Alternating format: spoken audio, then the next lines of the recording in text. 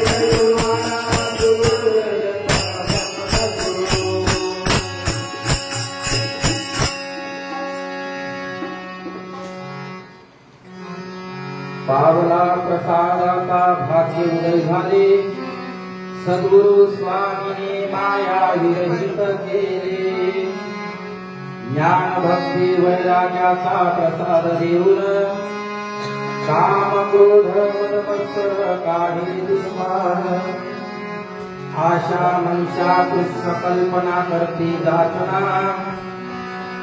भावार्थाचा प्रसाद माझ्या सद्गुरूचरणा निर्गुणाचा सगुण झाला भक्ता कारणे निजनामाचे संतुष घडले आता मानायरुणी मधुर स्वामी म्हणे कयारे अंतरी जिपुन भराल सद्गुरु चरण मदना सारजा उतरून पावला प्रसादाचा भाग्य उदय झाले सद्गुरु स्वामी माया विरहित केली भक्त प्रभु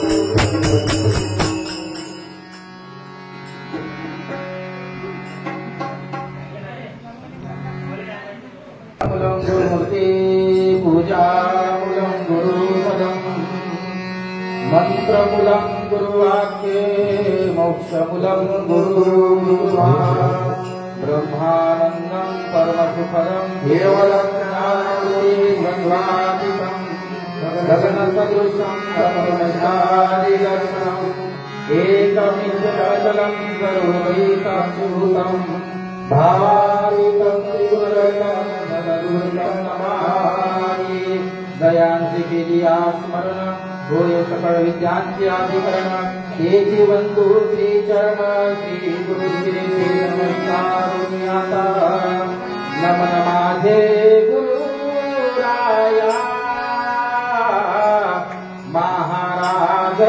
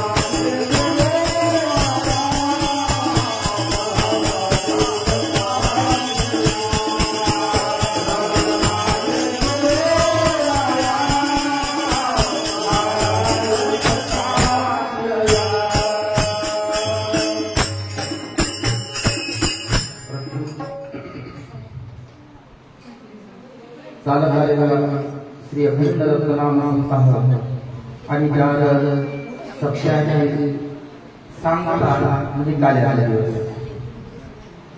दरवर्षीप्रमाणे या वर्षी मासपूर्णा या गावामध्ये दत्तप्रभूंच्या पदस्पर्शाने पुनीत झालेली पावन झालेली होती म्हणजे मासपूर्णा त्या ठिकाणी उत्तम आणि पवित्र असा श्रावण मास या श्रावण मासामध्ये अखंड रत्ननाम दामोदर ग्रंथ दत्तभक्त पारायण परमपूज्य आदरणीय ताराचंद महाराज यांच्या अमृतवाणीतून आपण सर्वांनी 7 दिवस श्रवण केला आणि रात्री सुंदर असे महापूजा आपण सर्व कार्यक्रम संपन्न केला आणि त्या निमित्तानं काल्याच्या निमित्तानं आज कीर्तनाचा कार्यक्रम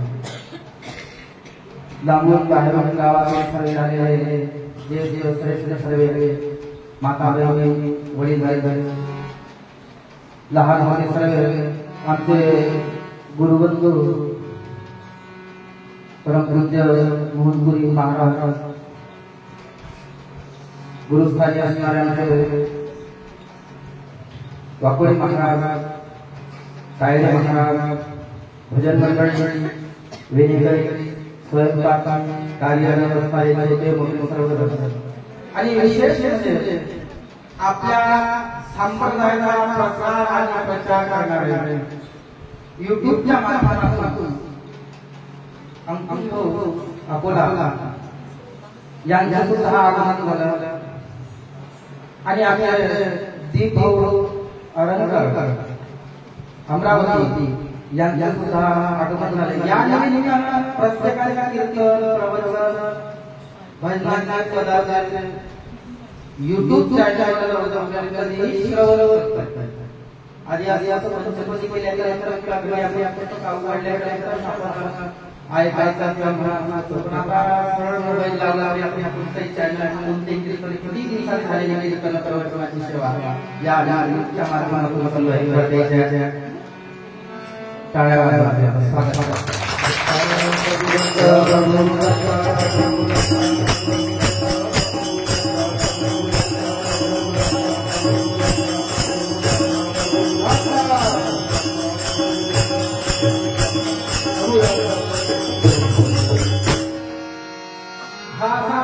पवित्र महिना श्रावण महिना या वर्षाचा योग आला दरवर्षी श्रावण महिना कारण चैत्र वैशाख आषाढ श्रावण भाद्रपद आश्विन कार्तिक मार्गशीर्ष पौष माघ फाल्गुन प्रत्येक महिना पण या वर्षी जो महिना श्रावण महिना विशेष महत्त्वाचा जो या वर्षी श्रावण महिना आला हा श्रावण महिना 1953 साली आला 1953 साली आणि 53 साली आल्यानंतर या वर्षी 24 मध्ये आला क्रोधी नाम संवत्सरे 1946 या सालामध्ये 2024 या सालामध्ये काय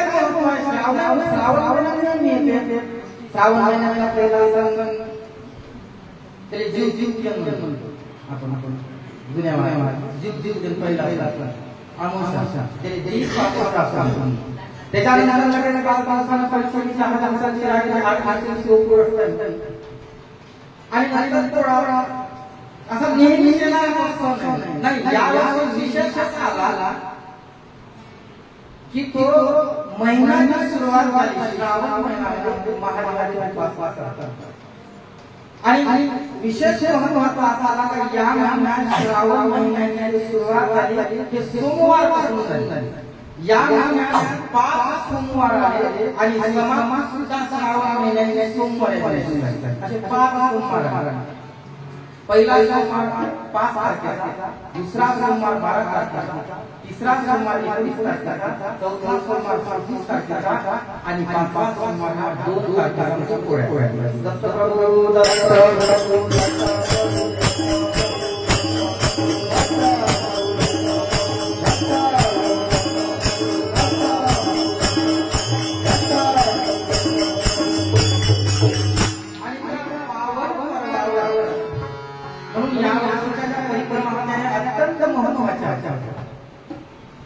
या वर्षाच्या परिक्रमाच्या अत्यंत शास्त्राचे काळ महत्त्वाचे सांगितले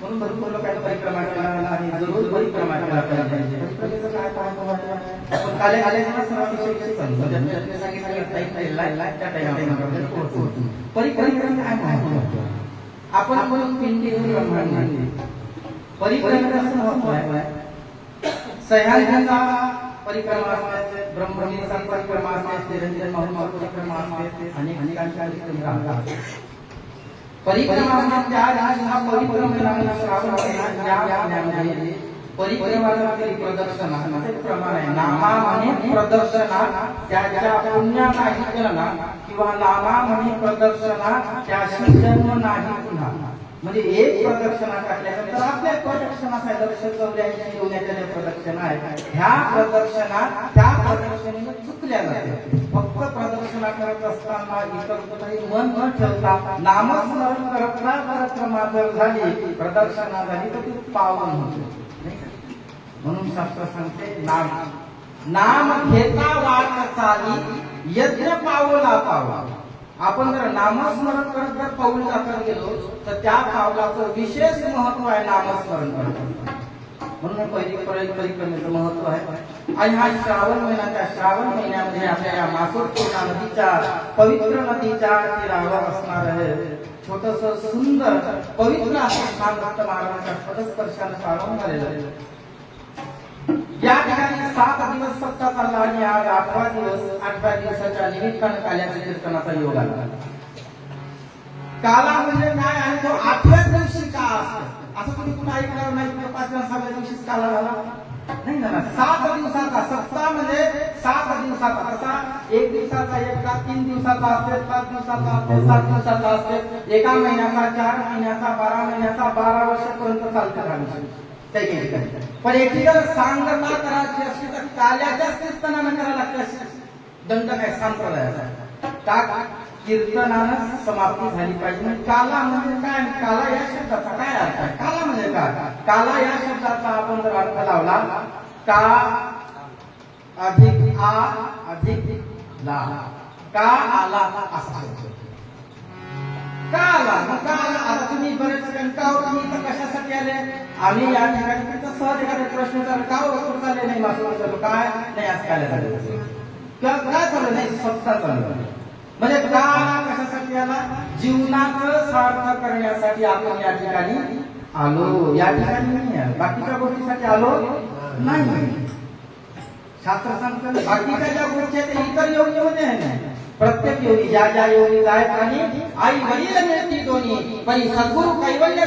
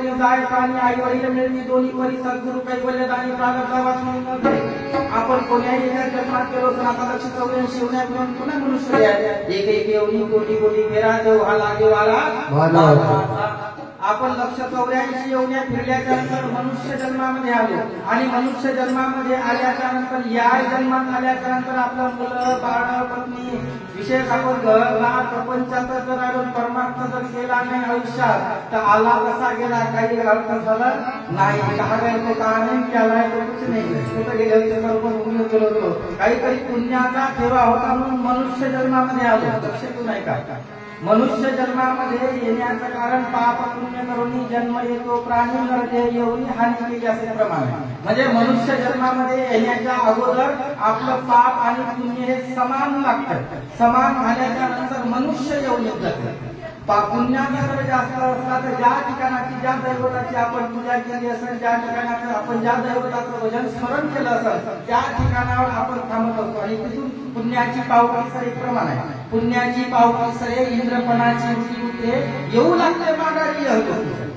ज्यावेळेस आपलं पुण्य समाप्त झाल्याच्या नंतर ज्या दैवताची आपण भक्ती केली तिथपर्यंत जाऊ त्या पदापर्यंत आणि ज्यावेळेस आपलं पुण्य समाप्त झालं का लगेच आपण खाली येऊन उतरवूनच देतात आपल्या तिथं ठेवत नाही म्हणून शास्त्र सांगते 43 पदाची भक्ती सांगते निर्गुण निराकार त्रिकाळ तुझे स्वरूप पाहता पाहते तुझे माने तुझे स्वरूप पाहता माने हे झाले मन शुद्ध दर्शनी देवा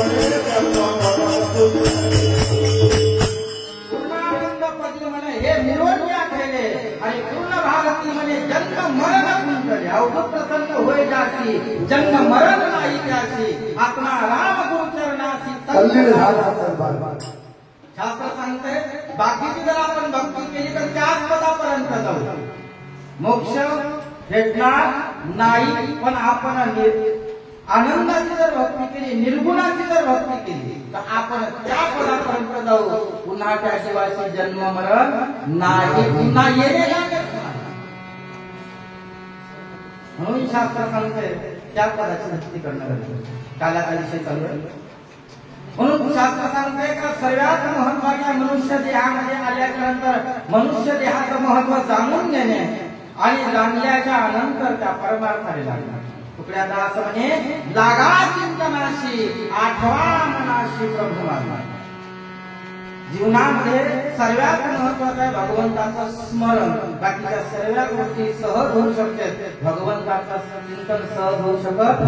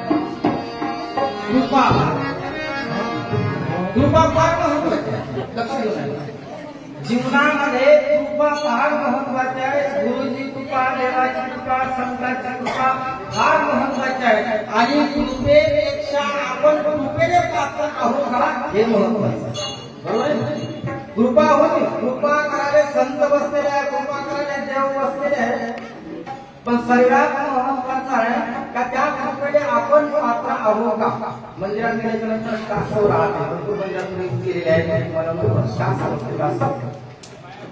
कासाकडे बाकीच्या ज्या योजना आहेत या योजनामध्ये दुधाची व्यवस्था केलेली आहे किंवा त्या ठिकाणी चिमणीचे जर आपण पाहिलं पक्षी चोचीमध्ये दाणे आणण्यासाठी केलेलं ठेवलं. पण कासाकडे दोन्ही व्यवस्था दुधाची व्यवस्था नाही आणि आणून आपल्या पिल्लांच्या तोंडात टाकण्याची सुद्धा व्यवस्था नाही. कोणती व्यवस्था त्यांच्याकडे? फक्त दृष्टीची व्यवस्था. कासवानं पिल्ल्याकडे पाहिलं आणि पिल्ल्यानं कासवाकडे पाहिलं. लक्षात नाही का?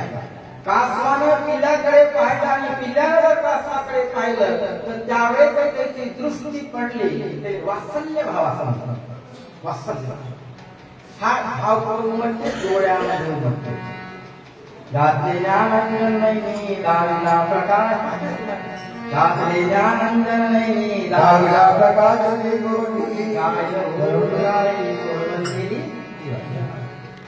हा वात्सल्य भाव आहे. हा वात्सल्य भाव देवामध्ये ज्यावेळेस आपण आपल्या याच्यामध्ये दृष्टी दर्शन बरोबर आहे. आपण ज्यावेळेस गुरुभावाचं दर्शन करतो, गुरु महाराजांचं दर्शन करत असताना, गुरुभावाचं दर्शन करत असताना त्यावेळेस आपण ते दर्शन करून एकामेकांवर दृष्टी करून जो आपला मंत्र तुमचं सांगितलेला असतो नाही तर देवदत्त जे गुरु काय करायचं पण दृष्टीच असतात. हे महत्वाचं सांगितलं. त्याच पद्धतीने कासवाचं जरी असलं तर त्याच पद्धतीने मनुष्यशास्त्र सांगते का जो आपला जो भाव आहे हा भाव ईश्वराविषयी त्या कृपेने आपण पात्र पाहिजे आणि कृपेने पात्र होण्यासाठी त्याची कृपा पाहिजे. त्याची कृपा झाल्याशिवाय आपण कृपेने पात्र होऊ शकत नाही. आपण जो प्रसाद घेतला आपण जो कीर्तनरूपी प्रसाद कीर्तनासाठी जो प्रसाद निवडलेला आहे तो प्रसाद मध्व मुनीचा आहे. 4 चरणाचा आहे आणि मध्व मुनीनं त्याच्यामध्ये अनुभव सांगितलेला या प्रसादात. पहा काही अनुभव आहे, काही वाचून आहे, काही अनुभव घेऊन सांगितलेला आहे, कोणी पाहून सांगण्याची प्रयत्न, काही जण वाचून आहे, काही जणांचा अभ्यास अनुभव आहे, वाचून अभ्यास असते, काही जणांचा पाहून अनुभव असते, काही वाचून अनुभव आहे, काही पाहून अनुभव आहे, काही अनुभव घेऊन अनुभव. याच्यामध्ये सर्वात श्रेष्ठ कोणता? अनुभव घेऊन तो अनुभव सांगत आहे हा श्रेष्ठ आहे. अनुभव ऐसा ज्याचा अनुभव विश्व देव संगत्वाचे देव त्यांच्या जवळी असे पाप नासे दर्शन त्याचं जर दर्शन झालं तर पापाचं क्षणात नाश होईल.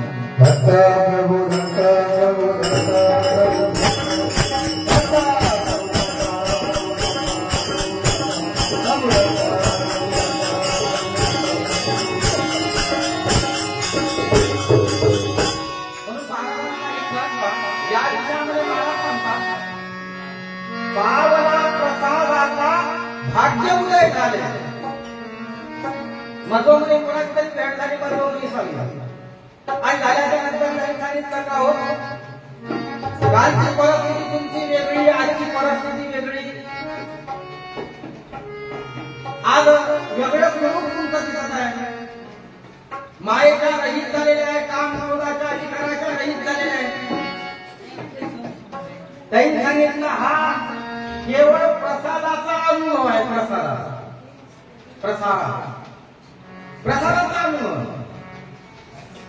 आणि तो दत्तात्रय महाराजांना मला दिलेला जो प्रसाद आहे तो प्रसाद मी ग्रहण केला आणि ग्रहण केल्याच्या नंतर माझ्या जीवनामध्ये अनुभव आला. अनुभव आल्याच्या नंतर विचारला का तुम्हाला कोणता अनुभव आला? मग पहिला अनुभव त्यांनी सांगितला जीवनामध्ये सगळ्यात मोठा अनुभव मध्व मुनीचा प्रसाद रूपातून त्यांनी सांगितला. मला जो आलेला अनुभव आहे हा पहिला अनुभव म्हणजे माझं भाग्य उजळलं. पावला प्रसादाचा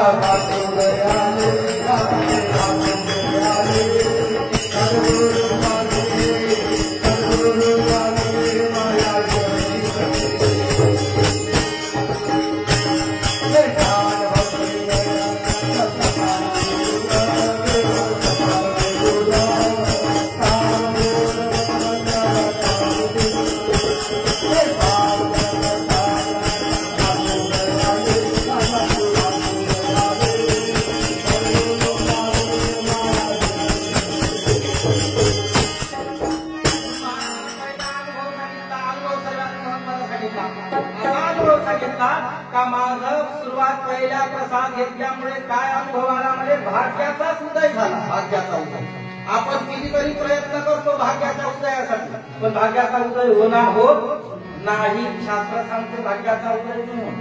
कोणाच्या कपाळाला त्या तुमच्या कपाळाला, तुम्ही माझ्या कपाळाला कपाळ घातल्यावर नशीब होतं का? तुम्ही संन्यासी होऊ का? नाही शकत. हा भाग्य आहे. आणि हे भाग्य कशामुळे? पूर्वी जन्माच्या पुण्यामुळे. पूर्वी जन्माच्या गुरुच्या दत्त महाराजांच्या कृपेने, दत्त महाराजांची कृपा म्हणजे कशा? गुरुची कृपा. गुरुच्या कृपेमुळे भाग्याचा उदय. महाराजांनी सांगितलं माझ्या भाग्याचा उदय झाला. मग भाग्याचा उदय झाल्यानंतर सद्गुण कार्य वेळ जातसे, सद्गुण कार्य वेळ जातसे, भाग्य पुन्हा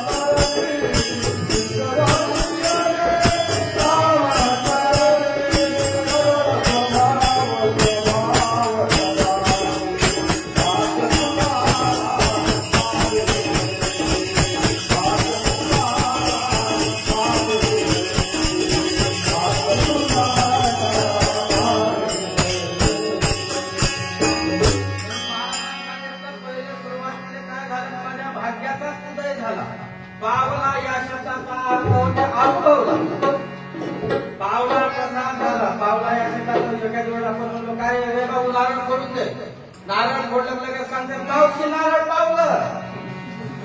हे पावलं वेगळं आणि हा पावलं वेगळं. एकच शब्द आहे पण त्याचे प्रकार कोणते? याच्यामध्ये पावलं म्हणजे नारळ फोडलं, मग पावलं तो विषय नाही झाला. पावला म्हणजे अनुभवाला. अनुभव हा शब्द याच्यात वर्णन केलेला आहे, पण अनुभव नाही जोडता आला. त्याच्यामुळे पावला म्हणजे अनुभवला. परिपूर्ण पावला म्हणजे परिपूर्ण अनुभवला. अनुभव म्हणजे असं सहज अनुभव आहे, पण पावला म्हणजे अनुभवाच्या वरचा अनुभव झाला.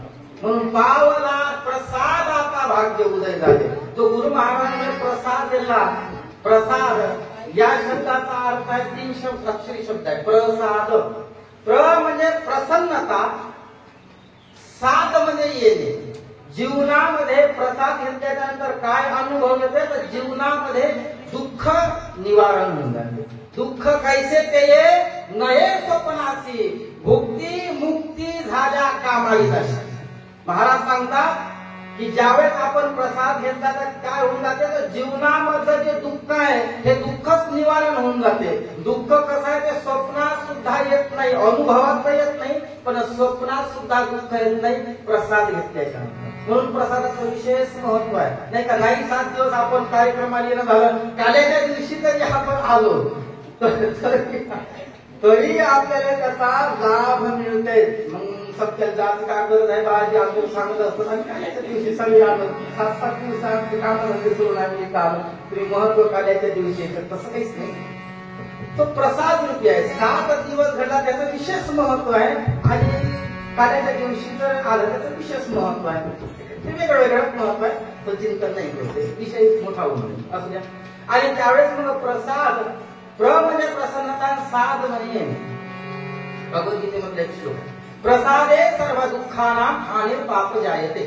प्रसाद घेतल्यामुळे जीवनातलं सर्व दुःख नाहीसं होऊन जाते. त्याचं नाव असं आहे प्रसाद. किंवा दुसरा जर आपण अर्थ लावला, प म्हणजे परमेश्वर, सा म्हणजे साक्षात, आणि द म्हणजे दर्शन.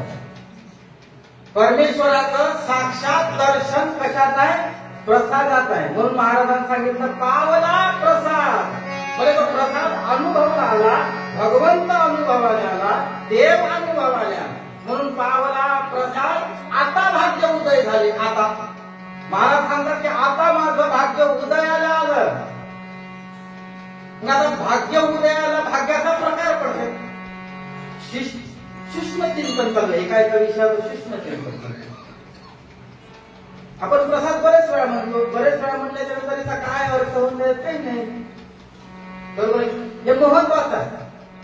ज्यावेळेस शास्त्र सांगते ना, नाकाविना मोती अर्थाविना पोती वाचूच नाही, त्याचा अनर्थ होईल. बरोबर आहे का?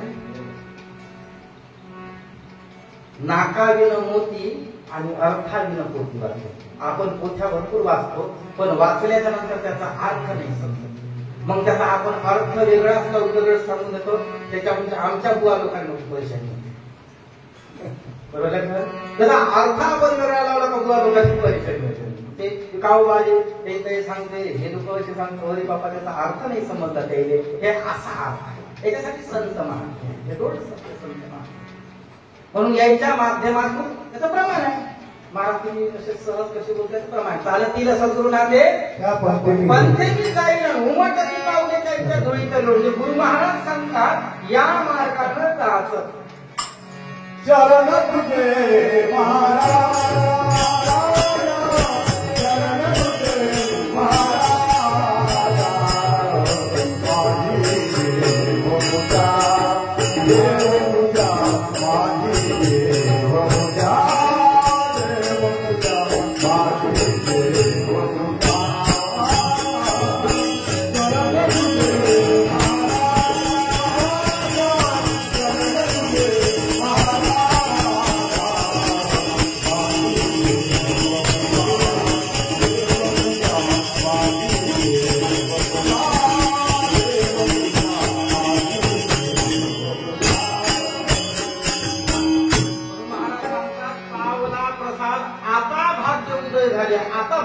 आता म्हणजे आतापर्यंत जाऊ द्या, पण आता इथून ज्या वेळेस जर चुकलं, घरातला एखादा व्यक्ती चुकला, लक्ष देऊ.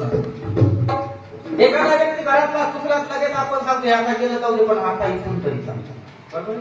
महाराज सांगतात अगोदर मधुमनी सांगा अगोदरचं गेलं हे जाऊ दे, पण आता भाग्य उदय झालं ना. अगोदर त्या गरिबीत काढलं सण, कसाय राहिलो सण, काही खाल्लं सण, कसाय वागलो सण, ते जाऊ दे, पण आता गुरुचा प्रसाद लाभला, पावला प्रसाद, आता भाग्य उदय झाले. आता भाग्याचा उदय झाला ना. आता भाग्य उदय, भाग्याचा किती प्रकार पडते? भाग्याचे अनेक प्रकार. विषय घेतला तर फार लांब. भाग्याचा विषय अलग अलग पडते. संचित क्रियमाने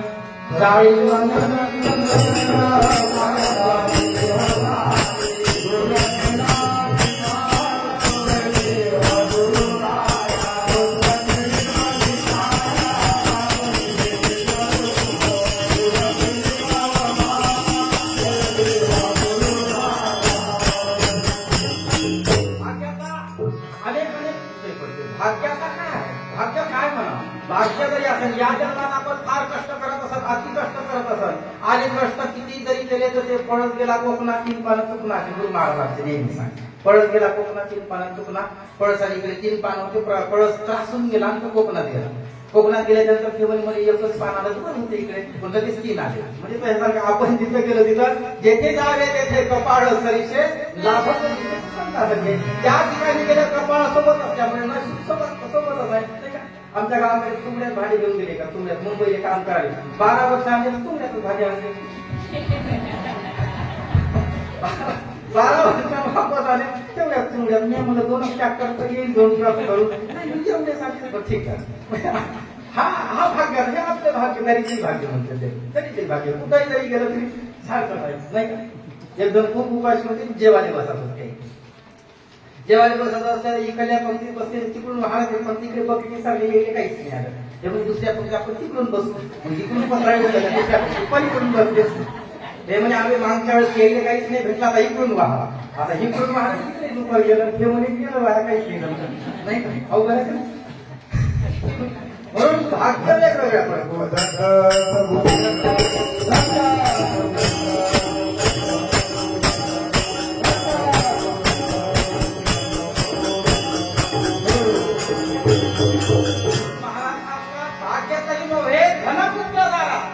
निकटवास बरा संताप आहे.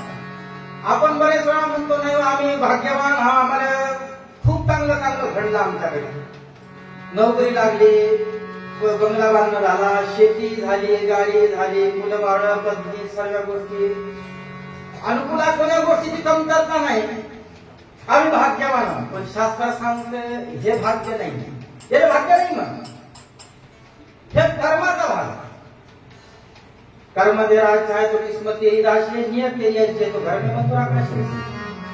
हा कर्माचा भाग पडतो. किंवा आपण पूर्वी जन्मात असतो, या जन्मात आपण जे भोगत आहोत, सुख भोगत आहोत, दुःख भोगत आहोत, दरिद्री भोगत आहोत, हे गेल्या जन्मात भोगत असत, गेल्या जन्माचं असतं. त्याचे एक प्रमाण सांगते, अगा कर्मी जे उरावे त्याची भोगा यावे, सुख दुःख फळावे ते हाती एका. म्हणजे जे गेल्या जन्मात कर्मात आपले कर्म उरले,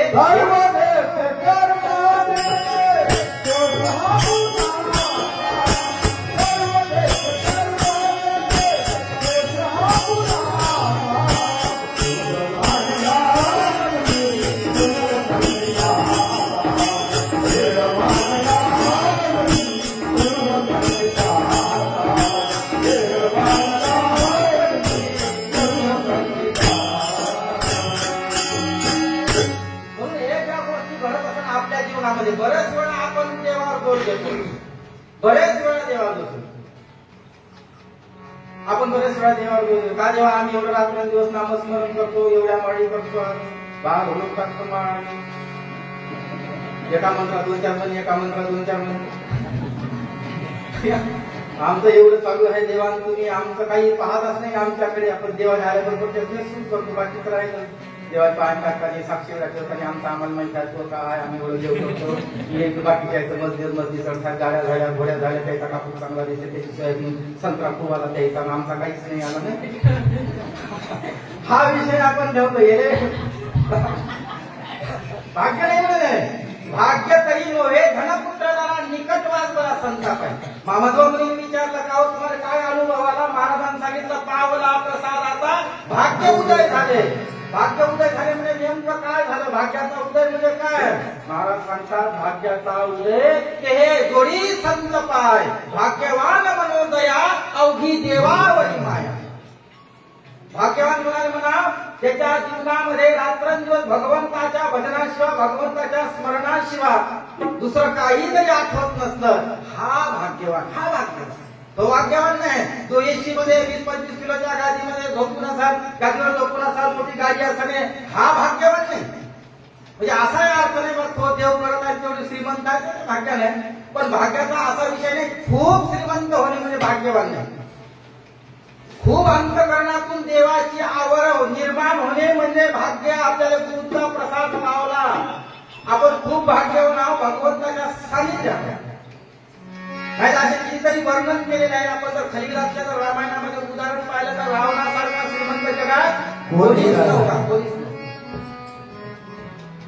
एवढा श्रीमंत, कोटी घरी पाषाणाची, शुद्ध कांचनाची, सप्तकोटी दुकामध्ये यायची संपदा, एवढी संगती कवली नाही. एवढं मोठं असूनही भक्ती मार्गात श्रेष्ठ होता, पण साधूची संगत घडली म्हणून राक्षसात जन्मल्या गेला. आणि त्याचाच विषय त्याचाच भाऊ साधू संतांची संगत लावली, साधू मध्ये घडल्या. एक लाल मर्दो बैठे पंची कोण गुरु कोण चेला भूल गया हम साथ. म्हणून जीवनामध्ये सर्वात महत्वाचं आहे भाग्य.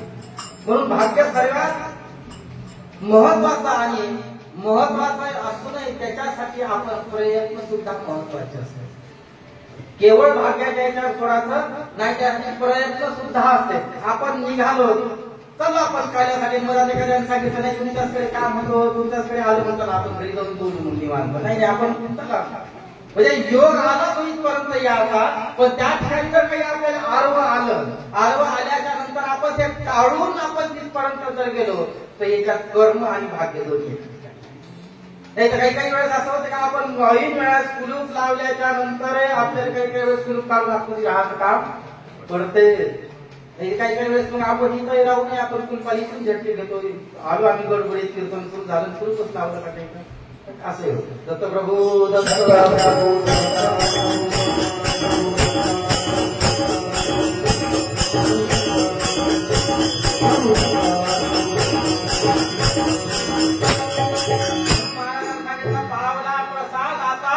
भाग्य उदय झाले. मग महाराज सांगतात का हो भाग्य उदय झाले, भाग्य उदय झाले. चांगले 15-20 मिनिटं होऊन गेले, तुम्ही भाग्याचं सांगता, याच्या पुढे सांगा. मधोमधी म्हणतात तुम्ही भाग्य भाग्य सांगतात, त्याच्या पुढे सांगा ना. महाराज म्हणे भाग्य उदय झाले, त्याच्या पुढचं ऐकायचं आहे का? पावला प्रसादाचा भाग्य उदय झाले. सद्गुरु स्वामीने माया विरहित केले. सर्वात मोठी कृपा आहे भगवंताची.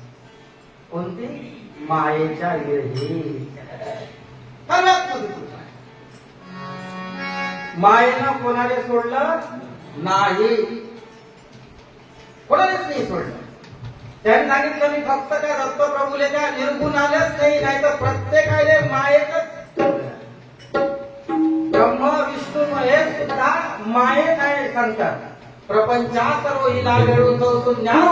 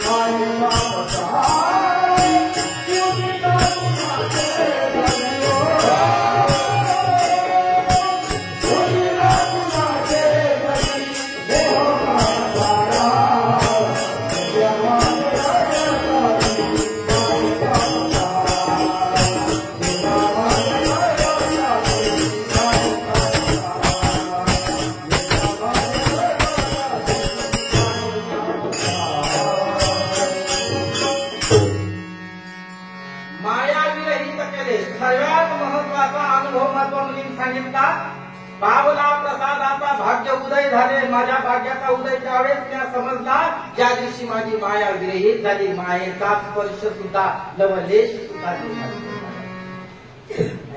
आपण आता बरेचशा वेळेस विषय मायेचा माणूस उदय तरी निघत पण मायेच्या बाहेर निघत नाही. मायेचं आवरणच तसं आहे. एवढं आवरण जबरदस्त आहे मायेचं. मग ह्याच मळ धुण्यासाठी तुम्ही आम्ही या ठिकाणी आलो. अविद्या, माया, दैवत आणि प्रपंच.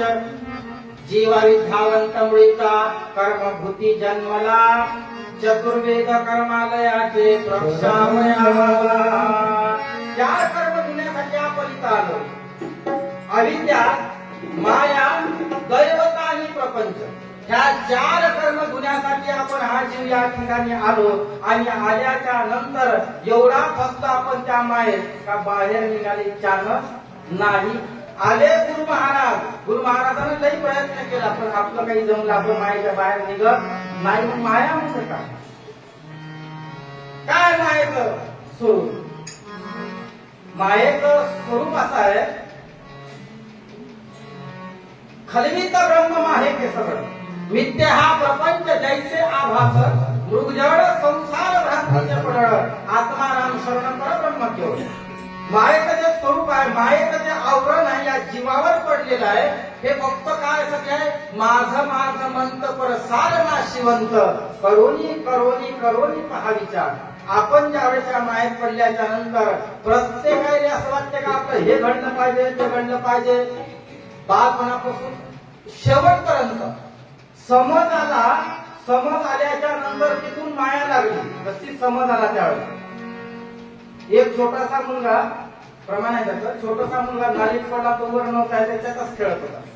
मग 1 रुपयाचं नाणं त्याच्या वडिलांना दाखवलं आणि वडिलांना दाखवल्याच्या नंतर लगेच त्याच्या नालीतून उठला. वडिलांना 1 रुपयाचं नाणं घेतलं. माया सुरू झाली. बाल तरी रिघेद्वारी अर्थदारी लागा निर्धारी. मग बाल लेकरू बाहेर आलं कशामुळे? अर्थ म्हणजे पैसा. आणि पैसा दाखवल्याबरोबर लेकरू बाहेर आले म्हणजे माया सुरू झाली. व्यवहार सुरू झाला. माया व्यवहार लागला. जीवनामध्ये माया सुरू झाली. मग आपल्याला प्रत्येक क्षणात असं वाटतंय का नाही आपण असं केलं पाहिजे. असं केल्यामुळे असं होईल. असं केल्यामुळे असं होईल. हे मायेचंच आवरण जे आपल्याला भासवत आहे. बरोबर आहे. आपल्याला असं वाटतं परिवार आपल्याला भासत आहे. प्रपंच आपल्याला भासत आहे. आणि प्रपंच आहे परिवार भासत असल्यामुळे आपण याच्यासाठी जास्तीत जास्त महत्व देवासाठी किती वेळ देतो आपण? देवासाठी किती वेळ देतो आपण? देवासाठी केवळ 15 मिनिटं ते वेळ भेटला तर त्याच्या पलीकडे आपल्याजवळ जास्त वेळ नसले. बाद एक माळ खाली आनंदाची आरती मध्ये घाली लोकांना चरण कापूर फिरवून दिला. नमस्कार केला. आपण